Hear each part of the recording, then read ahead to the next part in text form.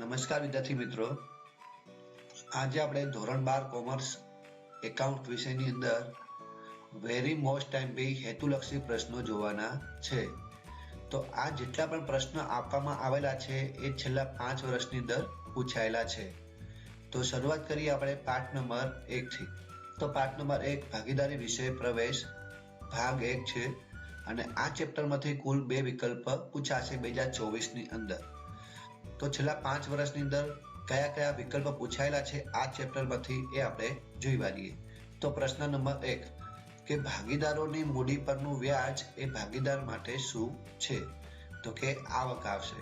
જો આવી રીતના પ્રશ્ન પૂછે કે ભાગીદારોની મૂડી પરનું વ્યાજ એ પેઢી માટે શું છે? તો કે પેઢી માટે ખર્ચ આવશે અને ભાગીદાર માટે આવક આવશે. એના પછી પ્રશ્ન નંબર 2 A, B અને C ની મૂડીનું પ્રમાણ 3:2:1 હોય અને વર્ષનો વહેંચણી પાત્ર નફો 66,000 હોય તો C ને કેટલો નફો મળે?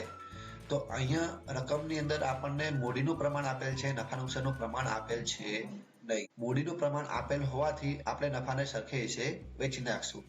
તો 66,000 ભાગ્યા 3 ભાગીદાર હોવાથી ભાગ્યા 3 કરશું. તો 66,000 ભાગ્યા 3 કરશું એટલે આન્સર મળશે આપણને 22,000. તો આવી રીતના C ને કુલ 22,000 નફો મળશે. એના પછી પ્રશ્ન નંબર 3 જો ભાગીદારી કરારનામામાં મૂડી પર વ્યાજની જોગવાઈ કરવામાં આવી ન હોય તો કેટલા ટકા વ્યાજ આપવું પડે? અહીં વિદ્યાર્થી મિત્રો એક વસ્તુ યાદ રાખવાનું કે મૂડી પર વ્યાજ હોય, ઉપાડ પર વ્યાજ હોય, ચાલુ ખાતાની બાકી પર કોઈ વ્યાજ હોય અથવા કમિશન કે બોનસ આપવાનું હોય અને એનો કોઈ પણ પ્રકારનો ઉલ્લેખ કરવામાં આવેલ ન હોય કરારનામાની અંદર તો એને કશું ચૂકવવામાં આવતું નથી. તો માટે આગળ કરારનામાની અંદર મૂડી પર વ્યાજની જોગવાઈ કરવામાં આવી ન હોય તો કેટલા ટકા વ્યાજ આપવું પડે? તો કશું ચૂકવવામાં આવતું નથી. એના પછી પ્રશ્ન નંબર 4 ભાગીદારના ઉપાડ પરનું વ્યાજ એ ભાગીદાર માટે શું છે? ભાગીદાર જો ઉપાડ કરે તો એનું જે વ્યાજ હોય એ ભાગીદાર માટે હંમેશા ખર્ચ ગણાશે. હવે પ્રશ્ન નંબર 5 જોઈ વાળીએ કે ભાગીદારના ચાલુ ખાતાની જમા બાકીનું વ્યાજ એ પેઢી માટે શું ગણાય? તો ચાલુ ખાતાની અંદર જમા સાઈડ ભાગીદારની બધી આવકો હોય માટે જે જમા બાકી પરનું જે વ્યાજ હોય એ ભાગીદાર માટે આવક ગણાશે. જો પેઢી માટે પ્રશ્ન પૂછે તો કે ખર્ચ આવશે. હવે એના પછી છઠ્ઠો પ્રશ્ન હંગામી એટલે કે અસ્થિર. તો અસ્થિર મૂડી પ્રથામાં ભાગીદારના ભાગનો નફો કયા ખાતે કઈ બાજુ લખાય? તો અસ્થિર મૂડી પ્રથાની અંદર આપણે 2 ખાતા બનાવીએ. એક મૂડી ખાતું પણ બનાવીએ અને સાથે ચાલુ ખાતું પણ બનાવીએ. તો નફા નુકસાન ફાળવણીમાં નફો મળશે એ આપણે ભાગીદારના મૂડી ખાતે લઈ જતા નથી, કારણ કે ચાલુ ખાતું બનાવ્યું હોય તો આપણે ચાલુ ખાતે લઈ જવું પડે. નફો જે છે એ જમા છેડ લખાશે કારણ કે ભાગીદાર માટે આવક ગણાશે. તો આન્સર આપણે આવશે ચાલુ ખાતે જમા. એના પછી પ્રશ્ન નંબર 7 કંપની નિયમ 2014 મુજબ નિયમ 10 પ્રમાણે સરકારે ભાગીદારોની મહત્તમ સંખ્યા કેટલી નક્કી કરેલ છે? તો આન્સર આવશે 50. પેલા 100 હતી, હવે 50. એના પછી પ્રશ્ન નંબર 8 કે નફા નુકસાન ફાળવણી ખાતાની ઉધાર બાકી એટલે શું? તો નફા નુકસાન ફાળવણી ખાતાની ઉધાર બાકી એટલે આવશે વહેંચણી પાત્ર ખોટ આવશે. ઉધાર બાકીનો મતલબ એવો થશે કે ઉધાર બાજુનો સરવાળો વધુ હોય તો જે તફાવત આપણે આવશે કેમ મૂકશું? તો કે નફા નુકસાન ફાળવણી ખાતાની અંદર જમા સાઈડ મૂકીશું. તો જમા સાઈડ શું આપણે આવશે? તો કે વહેંચણી પાત્ર ખોટ આવશે.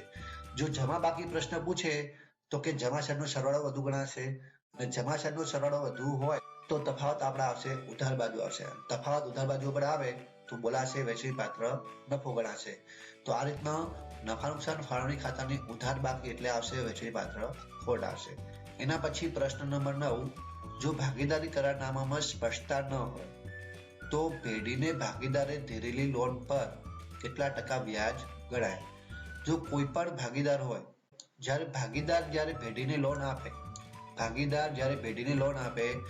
ત્યારે કોઈ સ્પષ્ટતા ન હોય કરારનામાની અંદર તો કેટલા ટકા વ્યાજ ગણાય? તો આવશે આન્સર 6% આવશે. વસ્તુ ખાસ યાદ રાખજો, જો ભાગીદાર પેઢીને લોન આપેલી હોય અને એની સ્પષ્ટતા ન હોય તો 6% વ્યાજ ગણાય. પણ જો પેઢીએ ભાગીદારને જો લોન આપી હોય તો એના પર કોઈ વ્યાજ ગણાય નહીં. એના પછી પ્રશ્ન નંબર 10 જે આ ચેપ્ટરનો છેલ્લો પ્રશ્ન છે જોઈ વાળીએ. જો ભાગીદારી કરારનામામાં સ્પષ્ટતા ન હોય તો પેઢીએ ભાગીદારને દીધેલી લોન પર કેટલા ટકા વ્યાજ ગણાય. અહીંયા એવો શબ્દ વાપરેલો છે કે પેઢીએ ભાગીદારને દીધેલી લોન, એટલે કે પેઢીએ ભાગીદારને આપેલી લોન પર કેટલા ટકા વ્યાજ ગણાય. જો કોઈ સ્પષ્ટતા કરવામાં ન આવી હોય તો કશું ગણાશે નહીં. ખાસ વસ્તુ યાદ રાખજો, કન્ફ્યુઝ ન થાય કે જો ભાગીદારે લોન આપેલી હોય પેઢીને તો 6% ગણાય, પેઢીએ જો લોન આપેલી હોય તો કશું ગણાય નહીં. ક્યારે? તો કે સ્પષ્ટતા કરવામાં આવી ન હોય તો. જો સ્પષ્ટતા કરવામાં આવી હોય તો આપણે એ પ્રમાણે વ્યાજ ચૂકવવું પડે. હવે આના પછી આપણે પાઠ નંબર 3 ભાગડીનું મૂલ્યાંકન એ જોઈ. તો એમાંથી તમારે કુલ 2 વિકલ્પ અને 1 માર્ક્સનો એક પ્રશ્ન પૂછાય છે. હેતુલક્ષીની અંદર કુલ 3 ગુણનું આ ચેપ્ટર છે. તો પ્રશ્ન નંબર 1, ભાગડી એ કયા પ્રકારની મિલકત છે? તો કે અદ્રશ્ય મિલકત આવશે. પછી પ્રશ્ન નંબર 2, ભાગડી એ ખાલી જગ્યાનું નાણાકીય મૂલ્ય છે. તો એનો જવાબ આવશે ધંધાકીય એકમની પ્રતિષ્ઠા. જેમ ધંધાકીય એકમની પ્રતિષ્ઠા વધારે હોય તેમ ભાગડીનું મૂલ્ય વધારે હોય.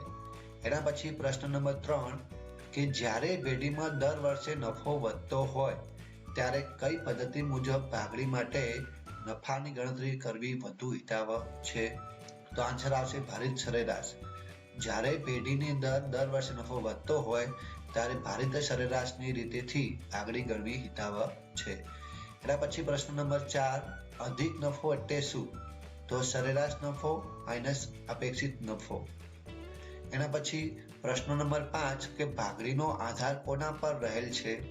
તો આન્સર આવશે ધંધાકીય એકમના ભવિષ્યમાં જળવાઈ રહે તેવા નફા પર. એટલે કે કોઈ પણ ધંધાકીય એકમ હોય એનો ભવિષ્યમાં નફો કેવો રહેશે એના પર ભાગડીનો આધાર રહે છે. એના પછી પ્રશ્ન નંબર 6, જ્યાં વ્યક્તિગત કૌશલ્ય મહત્વનું હોય ત્યાં ભાગડી ખાલી જગ્યા હોય છે. તો એમાં આન્સર આવશે ઓછી. એટલે કે કોઈ પણ જગ્યાએ કોઈ પણ ધંધાની અંદર જો વ્યક્તિનું મૂલ્ય વધારે હોય, વ્યક્તિનું કૌશલ્ય મહત્વનું હોય તો ત્યાં ભાગડી આપણને ઓછી જોવા મળે. હવે એના પછી પ્રશ્ન નંબર 7, કે અપેક્ષિત નફો બરાબર શું થાય? એટલે આપણે અપેક્ષિત નફાનું સૂત્ર લખવાનું છે. તો કે રોકાયેલી મૂડી ગુણ્યા અપેક્ષિત વળતરનો દર. આ સૂત્ર તમારે ખાસ યાદ રાખી લેવું. હવે ચેપ્ટર નંબર 3ના 1 માર્ક્સના પ્રશ્ન થોડા આપણે જોઈ વારીએ. તો એની અંદર પ્રશ્ન નંબર 8 આપણે જોઈ વારીએ. તો ભાગડી એ કેવા પ્રકારની મિલકત છે? તો ભાગડી એ ધંધાની બજારમાં પ્રતિષ્ઠાનું મૂલ્ય દર્શાવતી અદ્રશ્ય મિલકત છે. હવે એના પછી પ્રશ્ન નંબર 9 જોઈ વારીએ. તો મૂડીકૃત નફો એટલે શું? તો આન્સર જોઈ વારીએ. મૂડીકૃત નફો એટલે કે અપેક્ષિત વળતરનો જે દર હોય, અપેક્ષિત વળતરનો દર હોય એના આધારે આપણે સરેરાશ નફાની જે મૂડીકૃત કિંમત શોધીએ છીએ એને આપણે કહીશું મૂડીકૃત નફો કહીશું. એના પછી પ્રશ્ન નંબર 10 જોઈ વારીએ કે ભાગડી એટલે શું? તો કે ભાગડી એટલે કે અપેક્ષિત નફા કરતા વધુ નફો કમાવાની ધંધાની પ્રતિષ્ઠાનું મૂલ્ય એટલે ભાગડી. એના પછી પ્રશ્ન નંબર 11, જ્યારે ધંધો અપેક્ષિત નફા કરતા વધુ નફો કમાતો હોય તો વધારાના નફાને અધિક નફો કહેવામાં આવે છે. તો જ્યારે ધંધો અપેક્ષિત નફા કરતા વધુ નફો કમાતો હોય, કોઈ પણ ધંધો હોય એ અપેક્ષિત નફા કરતા વધુ નફો કમાતો હોય તો વધારાના નફાને અધિક નફો કહેવામાં આવે છે. જેટલી અપેક્ષા હોય એ અપેક્ષા કરતા જ્યારે કોઈ પણ ધંધો વધારે નફો કમાતો હોય તો એ વધારાના નફાને અધિક નફો કહેવામાં આવે છે. એના પછી પ્રશ્ન નંબર 12 જોઈ વારીએ કે ભાગડી પાકા સરવૈયામાં કયા મથાળા હેઠળ દર્શાવવામાં આવે છે? તો ભાગડી મિલકત છે એટલે કે પાકા સરવૈયામાં મિલકત લેણા બાજુ દર્શાવશું. ભાઈ મિલકત લેણા બાજુ કયા મથાળા હેઠળ દર્શાવશું? તો કે કાયમી મિલકત છે ભાગડી, તો આવશે બિન ચાલુ મિલકતના મથાળા હેઠળ દર્શાવશું. તો આ રીતના જે ભાગડી છે એ પાકા સરવૈયામાં મિલકત લેણા બાજુ બિન ચાલુ મિલકતના મથાળા હેઠળ દર્શાવવામાં આવે છે. એના પછી પ્રશ્ન નંબર 13 કે ભાગડીના મૂલ્યાંકનનો આધાર શેના પર છે? તો આપણે આન્સર જોઈ લઈએ. ભાગડીના મૂલ્યાંકનનો આધાર પેઢી કે ધંધાની નફો કમાવાની ક્ષમતા પર રહેલો છે. જેમ નફો વધારે કમાવશે એમ ભાગડીનું મૂલ્યાંકન વધારે થશે. જેમ નફો ઓછો કમાય તેમ એની ભાગડીનું મૂલ્યાંકન ઓછું થાય. તો આ રીતના જે ભાગડી હોય એ સંપૂર્ણપણે ધંધાની નફો કમાવાની ક્ષમતા પર આધાર રાખે છે. એના પછી પ્રશ્ન નંબર 14 જોઈ વાળીએ. સરેરાશ નફો એટલે શું? સરેરાશ નફો એટલે કે ધંધાના પાછલા અમુક વર્ષોના નફાની સરેરાશ. એના પછી ચેપ્ટર નંબર 3 નો છેલ્લો પ્રશ્ન જોઈ વાળીએ. પ્રશ્ન નંબર 15 તો જોઈ વાળીએ કે ભારિત સરેરાશ નફો એટલે શું? તો આન્સર જોઈ વાળીએ. ભારિત સરેરાશ નફો એટલે જુદા જુદા વર્ષોના નફાને ભાર આપીને શોધવામાં આવતી નફાની સરેરાશ એટલે કે ભારિત સરેરાશ નફો. એટલે કે જેટલો પણ નફો હોય એ નફાને ભાર આપીને શોધવામાં આવતી નફાની સરેરાશને ભારિત સરેરાશ નફો કહેવામાં આવે છે. તો વિદ્યાર્થી મિત્રો, અહીંયા આપણે ચેપ્ટર નંબર 1 અને ચેપ્ટર નંબર 3 ના હેતુલક્ષી પ્રશ્ન પૂરા થાય છે.